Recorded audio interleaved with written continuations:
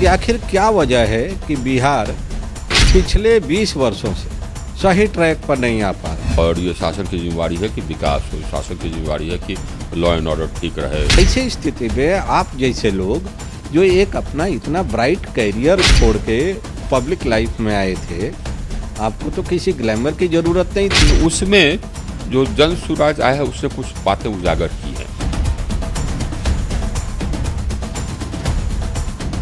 नमस्कार, संवाद के इस विशेष कार्यक्रम में आपका स्वागत है। आज हमारे खास मेहमान श्री आर.के. सिंह जी हैं। आर.के. सिंह जी का परिचय बहुत बताने की ज़रूरत नहीं है। जब ये सरकारी सेवा में थे तब से पूरा देश इनको जानता है, इनके साहसिक और ईमानदार कार्यों को लेके। और चाहे सत्ता में रहे हों, सत्ता के खिलाफ रहे हों, लेकिन इन्होंने अपनी इंटीग्रिटी, अपनी ऑनेस्टी, अपने प्रोफेशनलिज्म से कभी कंप्रोमाइज़ नहीं किया, गवर्नमेंट से लेके और पॉलिटिक्स में। आज बिहार में एक बार फिर इन्हीं सारे इश्यूज को लेके पब्लिक डिस्कोर्स शुरू हुआ है और आने वाले दिनों में बिहार में चुनाव भी है।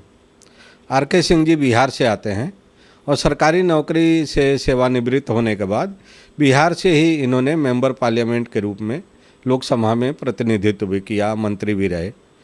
तो आज मैं इन्हीं से जानने की कोशिश करूंगा कि आखिर क्या वजह है कि बिहार पिछले 20 वर्षों से सही ट्रैक पर नहीं आ पा रहा। और दावा तो ये किया जाता है कि सुशासन है, कुशासन के खिलाफ पिछले 15 साल से तो लगभग एनडीए की ही सरकार है और बिहार की जनता बार बार एनडीए को अपना जनादेश भी दे रही है। लेकिन बजाय सुधार होने के उसमें दिनों दिन और गिरावट आ रही है। और अगर टेक्निकली कहें तो लालू सरकार का या जो लालू का जो शासन था उसमें करप्शन के उतने आरोप नहीं थे। हाँ, माफियागिरी के आरोप थे, पुअर लॉ एंड ऑर्डर का आरोप था लालू की सरकार पर, जातिवाद को बढ़ावा देने का आरोप था। लेकिन आर्थिक भ्रष्टाचार, भाई भतीजावाद का इतना गंभीर आरोप नहीं लगा लालू के सरकार में जितना कि इस समय देखने को मिल रहा है। तो आर.के. सिंह जी, आपका बहुत बहुत स्वागत। और सीधे हम आपसे बातचीत की शुरुआत करते हैं कि आने वाले टाइम में जो बिहार का चुनाव होने जा रहा है उसमें एक तरफ तो इंडिया अलायंस है, उनका एजेंडा, उनका नैरेटिव सबके सामने है। दूसरी तरफ एनडीए है, लेकिन एनडीए का जो नैरेटिव है वो 15 साल पहले भी वही था जो आज है। 15 साल पहले भी एनडीए ने लालू के कथित कुशासन के खिलाफ जनादेश मांगा था बार बार, और आज भी फिर वही लालू के कथित जंगल राज की बात हो रही है। तो क्या 15 साल तक सत्ता में रहने के बाद एनडीए की जवाबदेही नहीं है कि अब बिहार और बिहार की जनता को एक गुड गवर्नेंस, भ्रष्टाचार रहित शासन मुहैया कराया जा सके? बिल्कुल है, बिल्कुल है। मैं आपसे सहमत हूँ। ये तो शासन की जिम्मेवारी है ही है कि भ्रष्टाचार रहित हो, और ये शासन की जिम्मेवारी है कि विकास हो, शासन की जिम्मेवारी है कि लॉ एंड ऑर्डर ठीक रहे, क्राइम क्रिमिनल सबको बंद किया जाए, उन पर ट्रायल चले, वो भागे। ये सब शासन की जिम्मेवारी है। नीतीश कुमार जी के पहले टर्म में ये था। उन्होंने जबकि पहली बार वो आए तो हम भारत सरकार से उस समय गए ही थे, क्योंकि भारत सरकार हम लोग आते हैं डिप्यूटेशन पर, फिर वापस जाते हैं, फिर आते हैं, तो गए ही थे। तो वो पहले टर्म में नीतीश कुमार जी ने ये किया, विधि व्यवस्था में काफ़ी सुधार आया, विकास ने गति पकड़ा, और हमने कि एकदम ईमानदार, वो एकदम बिल्कुल ईमानदार थे, कोई इंटरफेरेंस नहीं।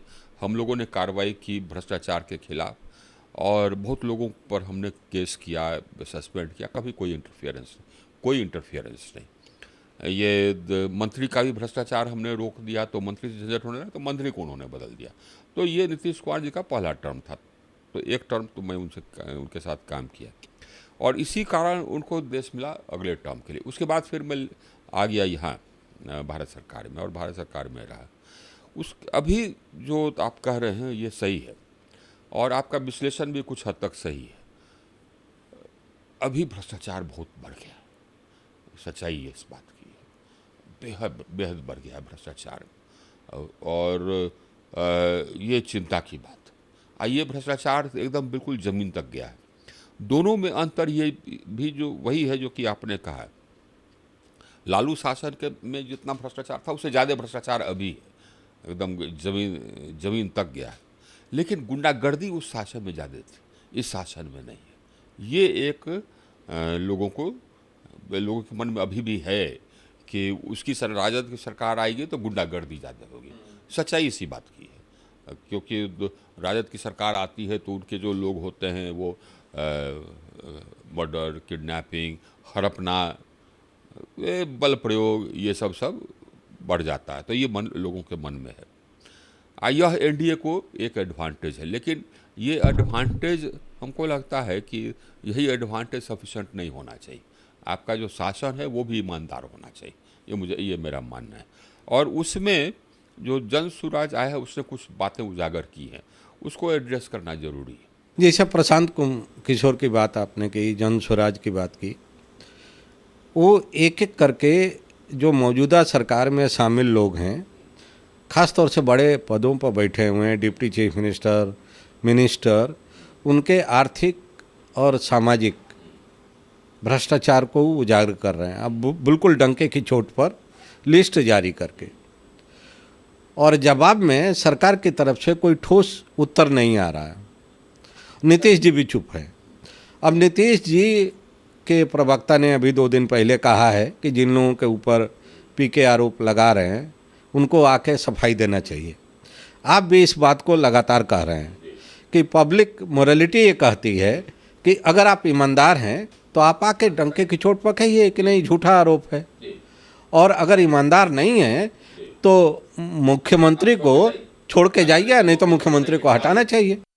क्योंकि नीतीश जी तो हाई मॉरल ग्राउंड पर इसी तरह का आरोप जब तेजस्वी पर लगा था तो उन्होंने अलायंस तोड़ दिया था और तेजस्वी से कहा था कि या तो आप क्लैरिफिकेशन दीजिए और नहीं तो हम आपको अलग करते हैं। तो ये दोहरा मानदंड क्यों? नीतीश जी चुप हैं, बीजेपी चुप है। जिन लोगों पर गंभीर आरोप लग रहा है वो जेडीयू के भी मेंबर हैं और बीजेपी के भी मेंबर हैं। तो ऐसी स्थिति में आप जैसे लोग जो एक अपना इतना ब्राइट कैरियर छोड़ के पब्लिक लाइफ में आए थे, आपको तो किसी ग्लैमर की ज़रूरत नहीं थी, आपको अपना घर तो नहीं चलाना था राजनीति में आके। भगवान की कृपा से आपकी जो फ्यूडल फैमिली रही है पहले से रही है, और सिविल सर्विस में भी आप टॉप पोजीशन से रिटायर हुए, तो आप तो पब्लिक लाइफ आपने एडॉप्ट किया अपनी स्वेच्छा से कि गुड गवर्नेंस के लिए, सामाजिक सेवा के लिए, भ्रष्टाचार को दूर करने के लिए। आपके दल में इसी तरह के भ्रष्टाचारी लोग हैं, तो ऐसी स्थिति में आपको सफोकेशन नहीं हो रहा है अपने दल में और अपनी सरकार में? हम बोल रहे हैं और खुल के बोल रहे हैं, और कुछ लोग कहते हैं कि नहीं साहब सो इस तरह से बोलिएगा तो पार्टी पर कार्रवाई करेगी, तो हमने कहा करने दीजिए। ये हम पहली बार नहीं है, पहले भी हम बोल चुके हैं। जहाँ कहीं हमको नज़र आता है कि नहीं साहब सो भ्रष्टाचार है तो हम साफ बोल देते हैं कि ये भ्रष्टाचार चल रहा है, ये गलत है, इस पर कार्रवाई होनी चाहिए। तो हम अभी भी बोल रहे हैं, और हम उसी मत के हैं कि साहब जिन पर आरोप लगा है वो सब उसका सफाई दें। अगर सफाई है, नहीं है तो छोड़ के जाए या सरकार उनको निकाल दे, क्योंकि ये हमारे सरकार की छवि धूमिल हो रही है, हमारे पार्टी की छवि धूमिल हो रही है, और हम लोग को एक स्टैंडर्ड सेट करना है। ये भ्रष्ट, चरित्रहीन, मवाली वगैरह का शासन नहीं को शासन में नहीं रहना चाहिए। सर, आप लोग जब राजनीति में आए थे उसमें बीजेपी के बारे में कहा जाता था पार्टी विद द डिफरेंस, और एक लंबे समय तक जनसंघ और बीजेपी सत्ता से दूर इसलिए रही कि वह अपने मूल्यों के साथ समझौता नहीं किया, और शायद यही कारण था कि आपके पास ऑप्शन बहुत थे, बहुत सारे दल थे, आप ज्वाइन कर सकते थे। आप जिस भी दल में जाते आपको शीर्ष पदों पर रखा जाता था, लेकिन आपने शायद भारतीय जनता पार्टी इसीलिए ज्वाइन की थी कि BJP was party with difference. लेकिन आपको नहीं लग रहा है कि आज की तारीख में देश भर के जितने टेंटेड, डेंटेड, करप्ट, सारे लोग आ गए, माफिया टाइप के लोग हैं, उनको पार्टी ने अपने अंदर समाहित कर लिया खाली इसलिए कि सत्ता किसी भी तरह से हासिल करना है? आ गए हैं जो कि टेंटेड हैं। ये नहीं होना चाहिए। आप बिल्कुल सही है। देखिए जिस समय कि हम निकले वो असल में वो हमारा लक्ष्य कुछ और था। तो वो समझिए कि किसी के तरह ठेलते ठेलाते हम इधर आ गए। ये हमारा लक्ष्य था कि अपनी पार्टी करें जिसमें कि सिर्फ पढ़े लिखे लोग होंगे और ईमानदार लोग होंगे। सबसे इम्पोर्टेंट ईमानदार लोग होंगे, पढ़े लिखे लोग रहेंगे, न जात न पात धर्म कुछ नहीं, और हम लोग विकास करेंगे। आइए हम लोग की सोच थी, हम और हमारे कुछ मित्रों की सोच थी, जबकि हम लोग सर्विस में थे। हम लोग सब थे वैसे जो कि कॉलेज से सीधे आईएएस में गए थे और काम करते थे। लेकिन फिर नीतीश जी के साथ हम काम कर चुके थे। नीतीश जी हमको भारत सरकार भी नहीं आने देना चाहते थे कि हम वहीं रहें। तो रिटायरमेंट के पहले ही नीतीश जी हम पर ये हमको पकड़ने लगे कि आप आइए हमारे साथ, आइए हमारे साथ, आइए पाइए, आपको पॉलिटिक्स करनी है तो अपना पार्टी क्यों, हमारी पार्टी ज्वाइन कीजिए। हमको भी इम्प्रेशन था यही कि हाँ साहब नीतीश जी के साफ सुथरे आदमी है। तो हमने बहुत कहा उन्होंने, तो हमने हाँ कह दिया। लेकिन फिर भाजपा में हमारे जो मित्र थे उन्होंने कहा, जो हमको उस समय सही लगा, कि वो नेशनल पार्टी है, साफ़ सुथरी पार्टी है, और उनके नेता अनाउंस हो चुके थे, नरेंद्र मोदी जी, उनके बारे में था कि सब ईमानदार हैं, मजबूत हैं। तो हमको हम इधर आ गए।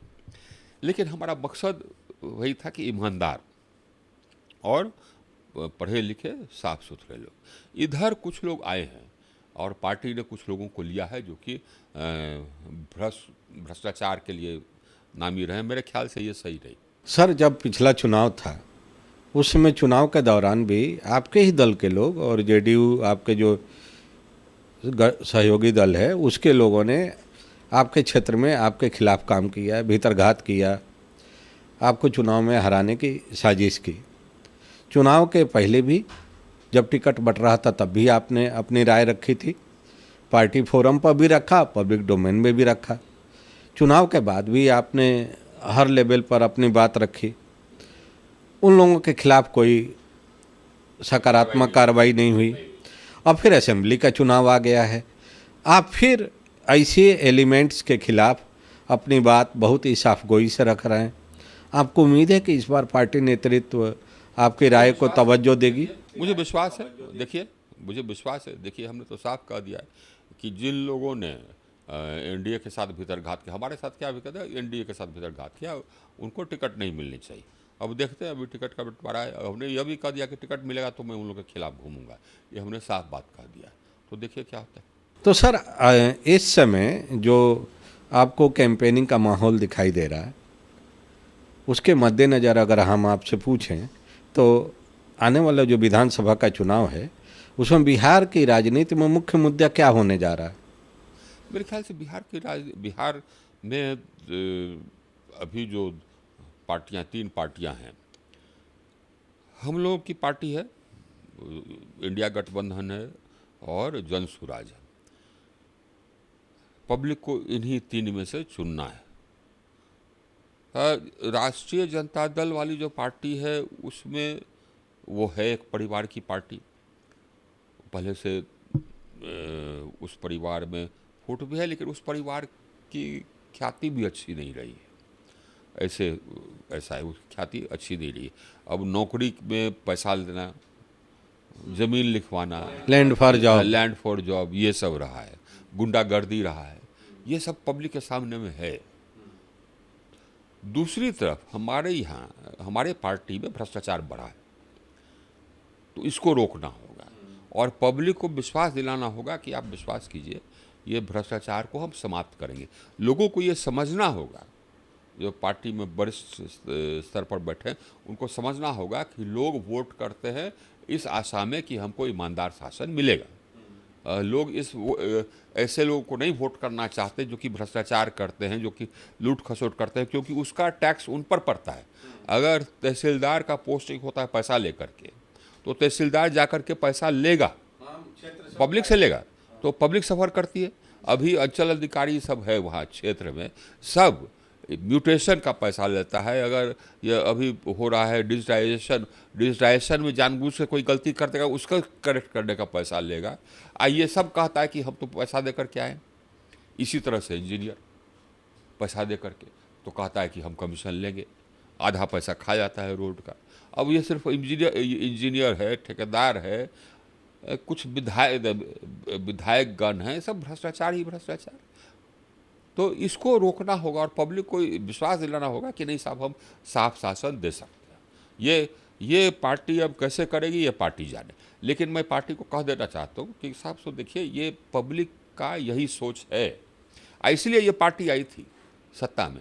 लोगों ने हम लोगों की पार्टी को इसीलिए वोट किया क्योंकि लोगों को लगा कि नरेंद्र मोदी ईमानदार है, मजबूत है, तो ईमानदारी से शासन होगा। यही तो कारण था। सर, हम लोग चर्चा कर रहे थे कि बिहार में भ्रष्टाचार बढ़ा है और सत्तारूढ़ दल से जुड़े हुए नेताओं में, अधिकारियों में ज़्यादा बढ़ा है, और बिहार में शायद निर्माणाधीन पुल और पुलिया और प्रोजेक्ट्स जितने गिरे हैं उतना देश के किसी राज्य में नहीं गिरे हैं।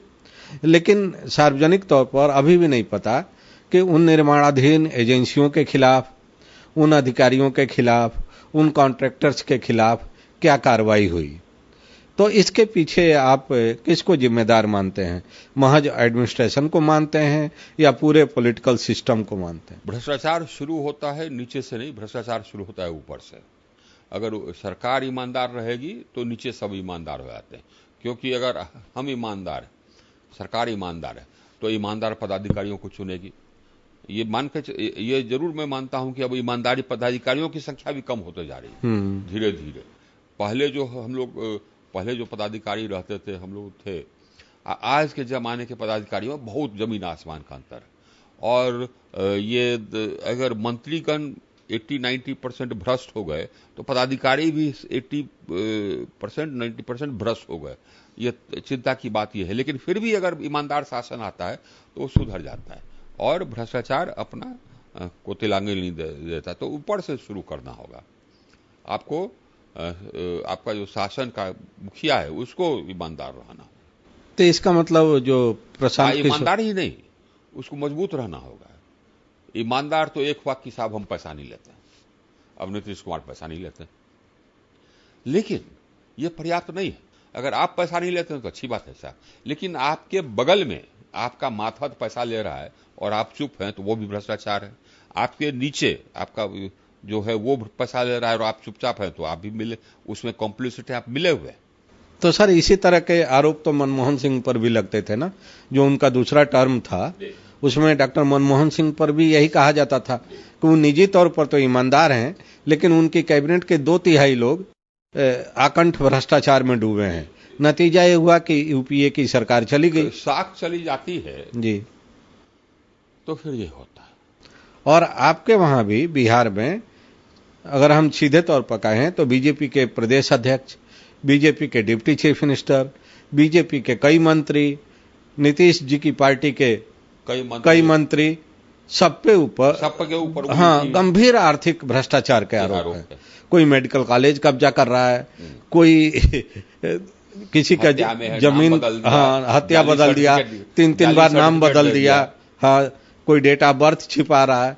तो इतने तरह के करोड़ की जमीन खरीद रहा है, हाँ, और पत्नी के नाम से उस कंपनी से पैसा ले रहा है जिसको बाद में वो अपने विभाग में उपकृत कर रहा है। तो इतने सारे गंभीर अनियमितताओं के बीच में क्या ये महज महिलाओं को कुछ रुपया उनके अकाउंट में भेज देने से या इंडिया अलायंस के नेताओं को बदनाम कर देने से या लालू के जंगल राज को बार बार याद दिला देने से आने वाले चुनाव में एनडीए की चुनावी बैतरणी पार हो सकती है? देखिए, इस प्रकार का पॉलिटिक्स ये कुछ ही दिन चल सकता है कि हम ये राबड़ी बांट करके हम चले आए सत्ता में, कुछ ही दिन हो सकता है। अब ये आप देखिए, केजरीवाल एक उदाहरण है, हाँ, साफ हो गए दिल्ली से, तो उदाहरण है, फ्री पानी, फ्री बिजली, फ्री बस, फ्री सब चीज फ्री, तो सोचा कि हम परमानेंट हो जाएंगे। कहाँ हुआ?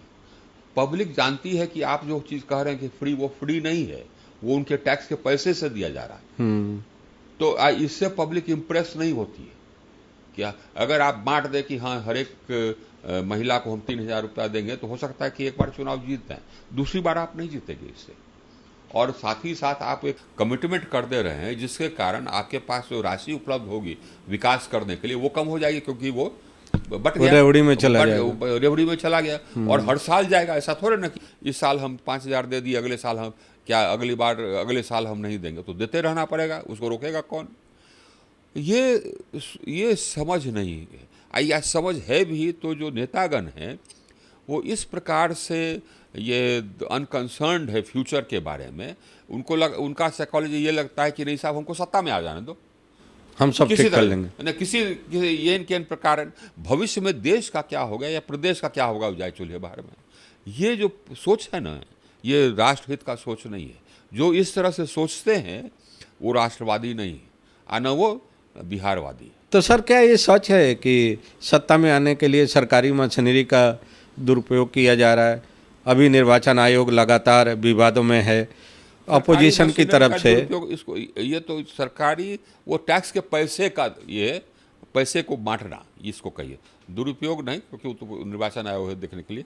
टैक्स वालों के पैसे को बांटना जो कि विकास के लिए है, उसको आप वोट खरीदने के लिए इस्तेमाल कर। सर, आप तो बहुत लंबे समय तक शासन चला चुके हैं।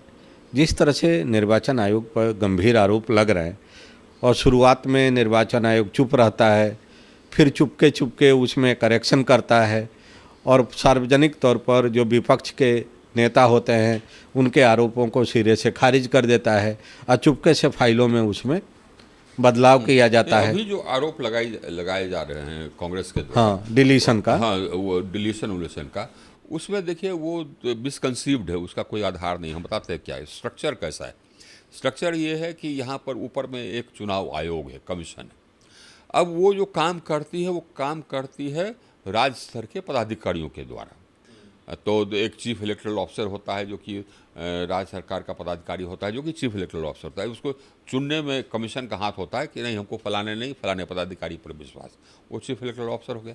उसके नीचे जो काम करते हैं वो काम करते हैं district electoral officers, district election, हाँ, जो डिस्ट्रिक्ट मजिस्ट्रेट्स होते हैं, डिस्ट्रिक्ट मैजिस्ट्रेट। हाँ, तो अगर ये जो कहते हैं कि नहीं साहब, सो डिलीशन हुआ या एडिशन हुआ as a conspiracy by the election commission, ये नॉनसेंस है।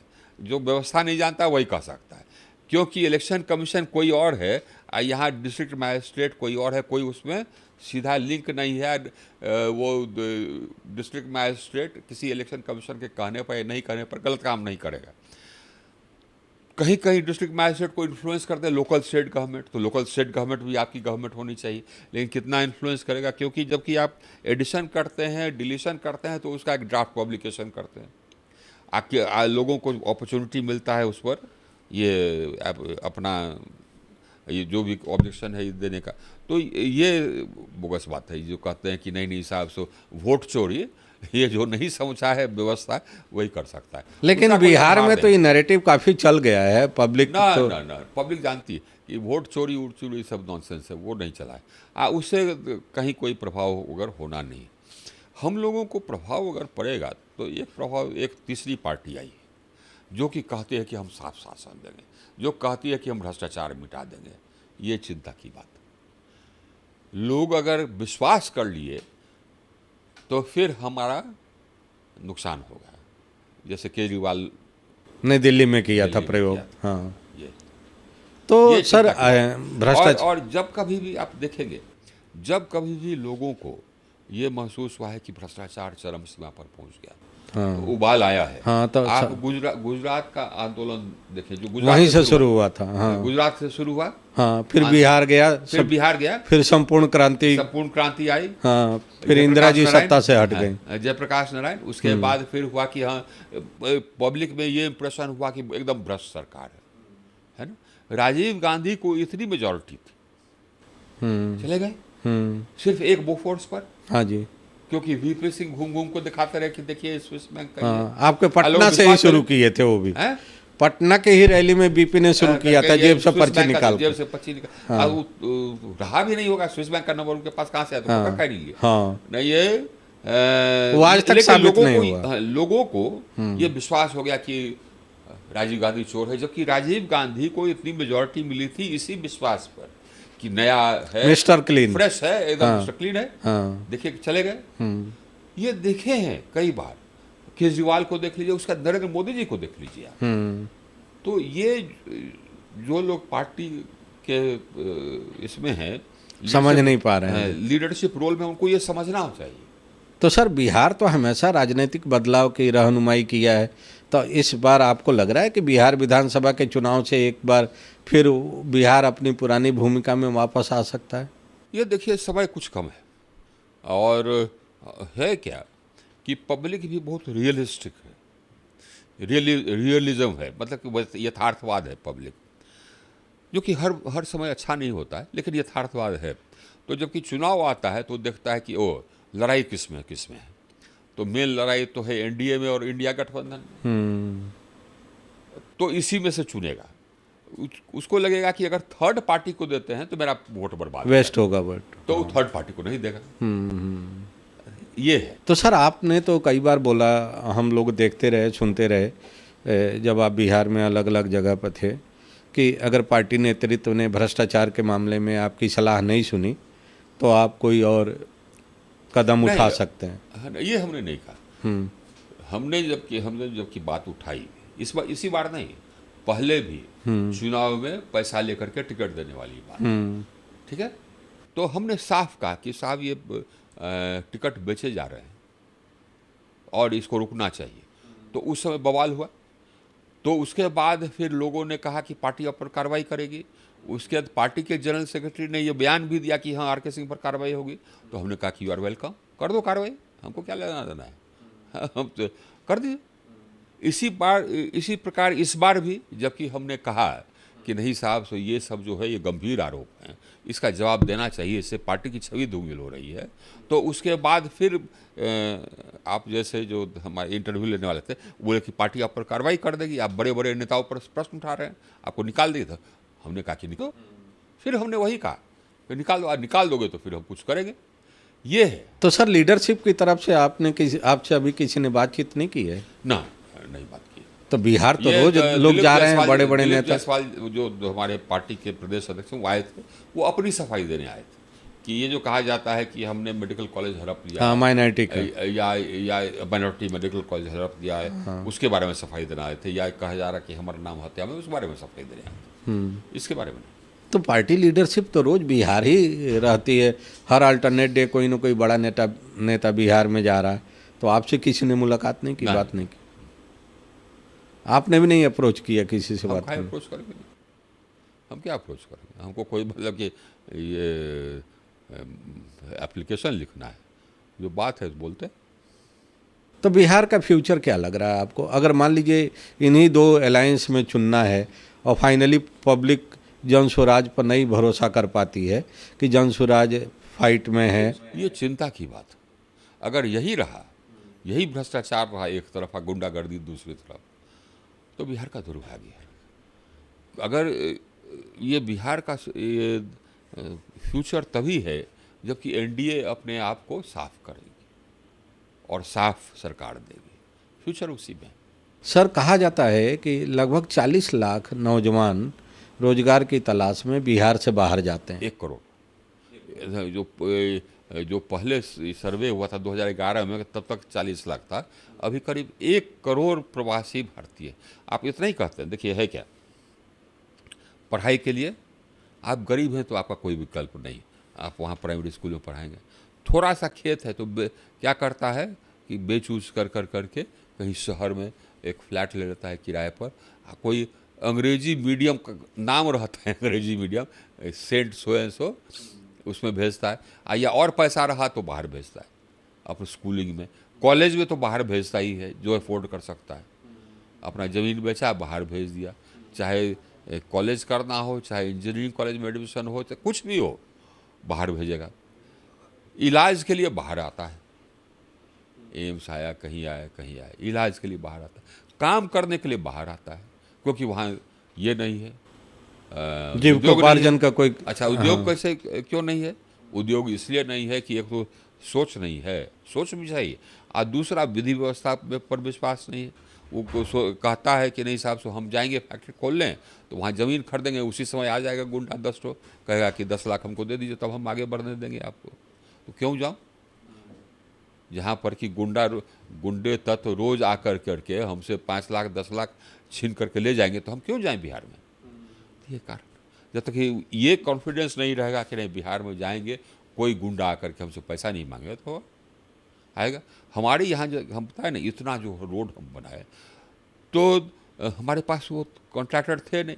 कुछ कॉन्ट्रैक्टर्स थे तो उसमें कुछ पकड़े गए तो हड़ताल कर दिए, लेकिन हमको तो बनाना था बहुत बड़ा बड़ा रोड। तो यहाँ पर जितने बड़े कंपनी थे उनको बुलाए थे, तो उनको कहे थे चलो देखो ये हम करने जा रहे हैं। हमने मुख्यमंत्री को भी रखा था, नीतीश जी को, तो बोले कि हम नहीं जाएंगे। क्यों? इसलिए कि नहीं साहब से वहाँ पर तो ये हालत है। तो हम उनको ये भरोसा दिलाए कि देखिए मुख्यमंत्री बैठे हुए हैं, मैं वहाँ गृह सचिव रह चुका हूँ, आपको मैं भरोसा दिलाता हूँ, कोई गुंडा आएगा आपसे पैसा मांगने, फ़ोन कर दिए, वो गिरफ्तार हो जाएगा। तब पर बहुत कहने पर भी एक दो ही पहुँचे। यहाँ किए रोड शो, बॉम्बे में किए, तब पर भी एक दो ही पहुँचे। ईस्ट वेस्ट कॉरिडोर नहीं बनता था, वो तो जाता ही नहीं था कोई बनाने। ये उस समय था, मैं 2006 की बात कर रहा हूँ, उस समय की हालत।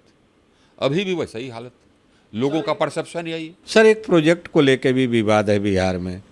एक कॉरपोरेट घराने को 1000 एकड़ ज़मीन दे दी गई है 1 रुपये लीज पर, और शायद 10 लाख पेड़ उसमें काटने का। नहीं, ये इसके बारे में लोगों ने उसकी सच्चाई क्या है? दी है। आए थे, मिले थे, बताए थे कुछ वर्कर्स, NGOs। उनका कहना था, पेड़ के बारे में नहीं कहना था, उनका कहना था कि देखिए साहब, ये जो दिया गया है प्रोजेक्ट, ये प्रोजेक्ट दिया गया है 6 रुपये 75 पैसे पर यूनिट बिजली खरीदी जाएगी। तो उसका हमने असेसमेंट किया, हमको लगता कि ये ज़्यादा ही नहीं, बहुत ज़्यादा। इसको राज्य सरकार को सोचना चाहिए।